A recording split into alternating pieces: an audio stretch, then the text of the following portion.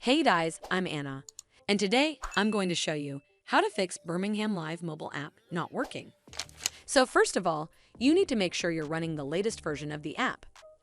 Open up App Store on your device, and then tap on this search icon in the bottom right corner. Then search for the Birmingham Live app, and if you see this update button right next to the app name, simply tap on it to make sure you're running the latest version of the app. But if you still encounter this issue, then you need to clear App Cache. Go to your device settings and then scroll all the way down to General and tap on it. Then tap on iPhone Storage. From here, search for the Birmingham Live app and then tap on it. Once you're on this screen, you need to tap on Offload App. Tap again to confirm. It'll take a bit for processing, and then a Reinstall button will show up. Simply tap on it to reinstall the app. This should fix the issue, but if it doesn't, then you need to completely reinstall the app.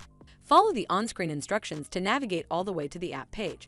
Once you're on this screen, tap on Delete App to uninstall the app from your device. Once uninstalled, you need to open up App Store and then search for the Birmingham Live app right over here in the search bar, and then click on this Get button to install it back on your device. Hopefully this will fix the issue, and if it did, then make sure you give this video a super thanks by clicking on this heart icon to help support the channel, and don't forget to hit that subscribe button. We'll see you in the next one.